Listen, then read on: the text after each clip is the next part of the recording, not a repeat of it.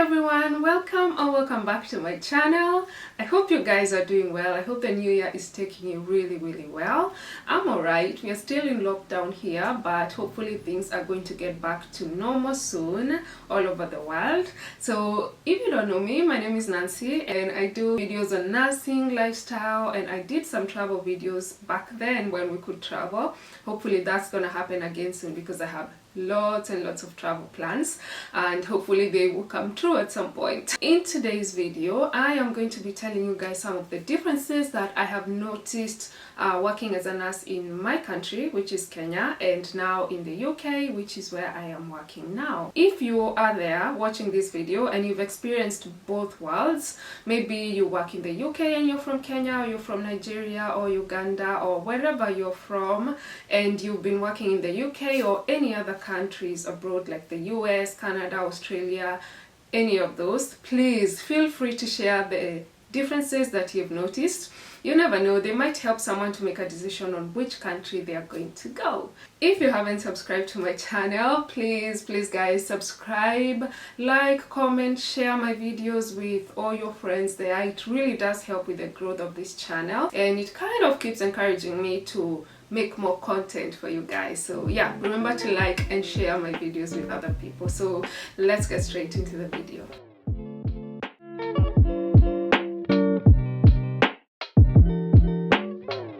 So most of the differences I'm going to talk about today are going to be favoring the UK, and that makes sense because if it wasn't, then I would not be here, I would be back home. I'm going to start with some of the things that I miss about being a nurse in Kenya, because you can't have everything in the UK, and there are some things that I see here and I think, back home we used to do this so much better.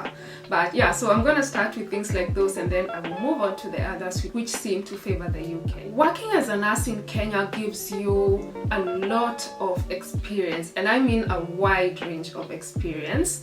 In Kenya, when you study nursing, most of us end up doing like all the 4 branches of nursing, meaning you do midwifery, you do psychiatry, you do pediatrics, and you also do the general nursing. That means you do everything, even community health is included in that package. And once you graduate, you can work anywhere. I noticed a difference in the UK and some of the other European countries. Like I remember when I got into uni in Finland, and then when I looked at the syllabus, they were studying only what was called general nursing, and then all the other things that we had studied like midwifery and pediatrics, you had to apply to study for that separately. So I feel like if you study and work in Kenya for some time, you will get a very wide range of experience. For instance, when I was in Kenya, I remember I applied for a nursing job. I told the person who was interviewing me I wanted to work in a medical ward, and then I ended up in a labor ward. So I was delivering babies. I miss that flexibility. I miss all those things that I could do and I can't do when I'm here. Another difference that I've noticed is the freedom that we had back home as nurses to make decisions. There are times you could treat patients, you could prescribe, but here maybe I have a patient in the ward and they've got pain, and I know very well in my mind it's so clear that if I give them paracetamol, it's going to help them, but I can't if it's not prescribed by the doctor. So I have to get in contact with the doctor to prescribe paracetamol, which is something that anyone can walk into a supermarket and buy. But because it's in the hospital and it's against the rules, I can't do that. That is a very big difference, but then again we have to follow rules. We asked for jobs here, so we have to follow the rules they have made, and I'm sure they've made them for a reason. So yeah, that's another difference that I've noticed. Another difference that I noticed is regarding annual leave. So I remember back home when people were planning for annual leave, they would plan it in terms of months. So you would hear someone say, I've booked February, I've booked March. So in this country, you're allocated leave in hours, and for some employers, I don't really understand, but they can't give you more than 3 weeks together. So you can't say that I'm going to be away in February for 3 weeks, because some employers, I'm not saying all of them, and Actually, in my job, you can take more than 3 weeks if you want, but some employers, they feel, I don't know what the problem is, and they say it's some kind of rule which I really don't understand, that you can't take more than 3 weeks together. And I miss how back home you would say, I want to go on leave in August, and it would be so good for those of us who don't come from this country, that you can actually just take a month off and go back home, enjoy yourself, see your family, see your friends back home, which is important to people who have just relocated from their country and they feel homesick. They want to go home and see their people for a little longer than 2 weeks. But yeah, that's another difference. So another difference that I've noticed is in terms of money. So in Kenya, when you're employed, you're told we're gonna be paying you this amount of money per month. Okay, so the salary comes per month, but in this country you're given a contract in terms of hours, and you're told you'll be working 44 hours a week, or you'll be working that 7.5 hours a week, and you are paid per hour. Alright, so sometimes that's why it gets difficult to tell people that you'll be getting this exact amount of money when you come to the UK, because it depends on how much money or how many hours you'll be given to work per week, and it depends on how much money you'll be paid per hour. And then for some people, like now I work in the NHS, when you work weekends, when you work night shifts, you're paid higher than when you work normal day shifts. So that's again another difference, because back home, no matter how many nights you did, no matter how many weekends you worked, you will still get the same amount of money at the end of the month, because it's what you and your employer agreed upon. So that's another difference, and I feel like it's more fair in this country, because the more you work, the more you get paid. Another difference that I've noticed is in terms of competencies.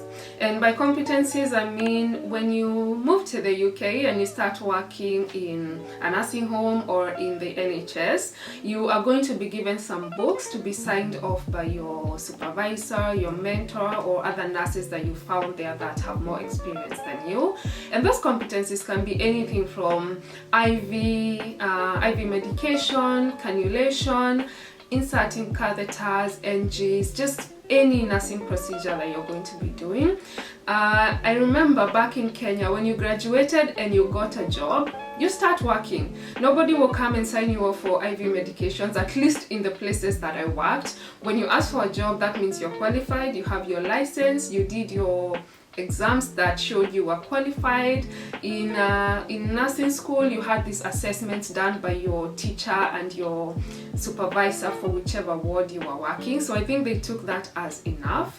So in this country, they are very, very strict in terms of competencies.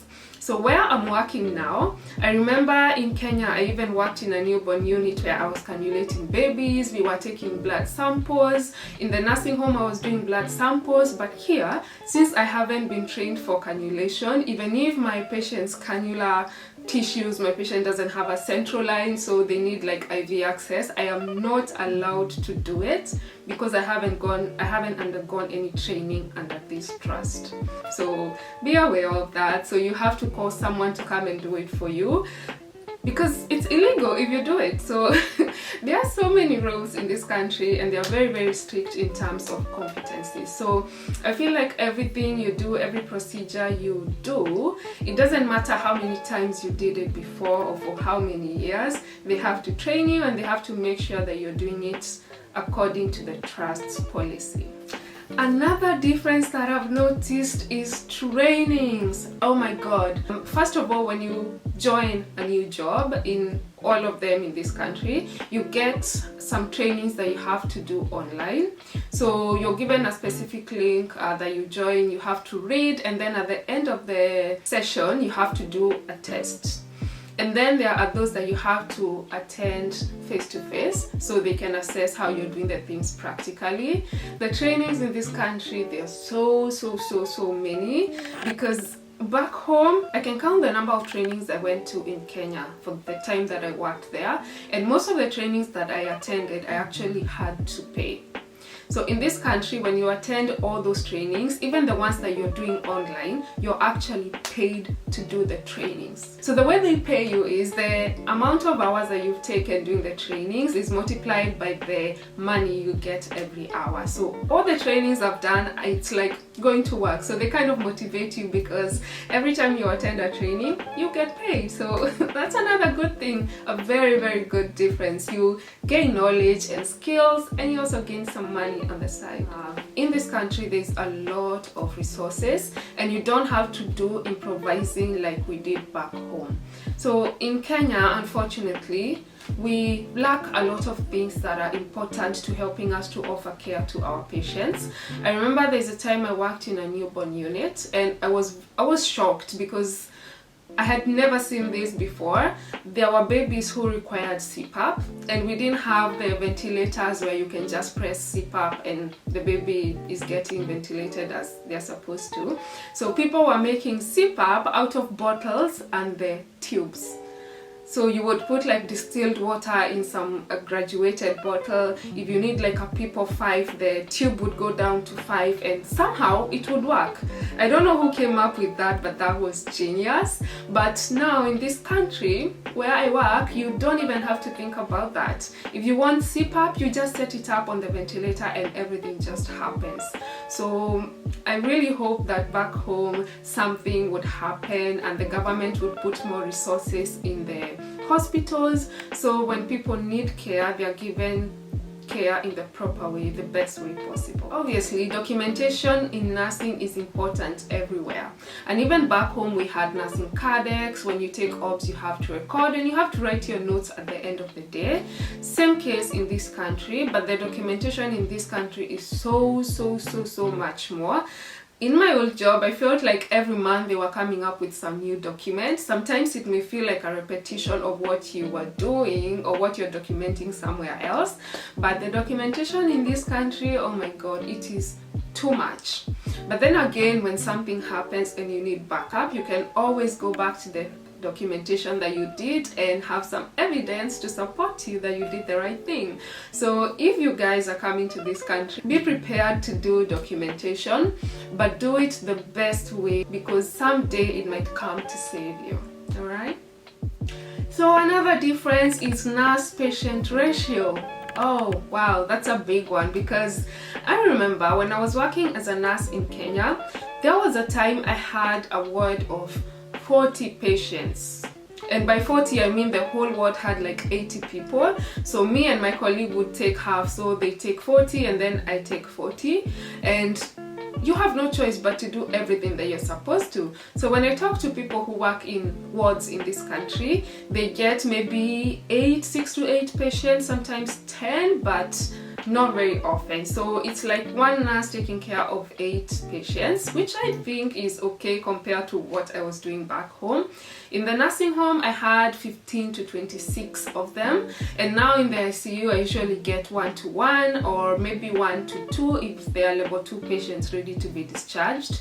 But that has obviously changed during COVID. There are times I will get 2 level 3 patients, and level 3 I mean they are those people who are sedated, they're on the ventilators and all that. And yeah, the nurse patient ratio in this country, I would say, is alright. It's okay. Yeah, and you obviously have healthcare assistants with you or nurse aides, and they can help you with OBS or turning your patients or getting some of the things that you need as you're working. So one final difference I've noticed is that in this country, working as a nurse or working as a healthcare worker, you are kind of valued and respected by the society, and sometimes, especially in this COVID-19 era, you get a lot of discounts. Yeah, you get lots of discounts when you go to shops, like Uber. I think during Christmas they were giving us free rides and free meals for a number of days. You get discounts online, like there's even websites, and you get cards, so when you go to buy something you just show them, I work for NHS, and then we're automatically given a discount. But back home, nobody cared, which is really bad, because even now I know people who've been working for months and they haven't been paid, which again is really sad. It shows that they don't, the government doesn't really value the healthcare workers who do so much for people. So that's another difference I've noticed, and I wish that the government back home would appreciate our healthcare workers more, especially our nurses, because they are like the backbone of healthcare, and hospitals will not run without nurses. They can run without doctors. I've seen that when doctors were on strike and I was a student, hospitals were running as usual. But the moment nurses strike, hospitals have to be closed. So that means nurses are really important to healthcare, and the government should value them more. Guys, so those are the few differences that I've noticed between working in Kenya as a nurse and working in the UK as a nurse. Let me know what you think of the differences. Let me know what differences you have noticed yourself working in your home country and wherever you are working now. And yeah, feel free to share, like I said, comment, like, and I will see you in my next video. Bye bye.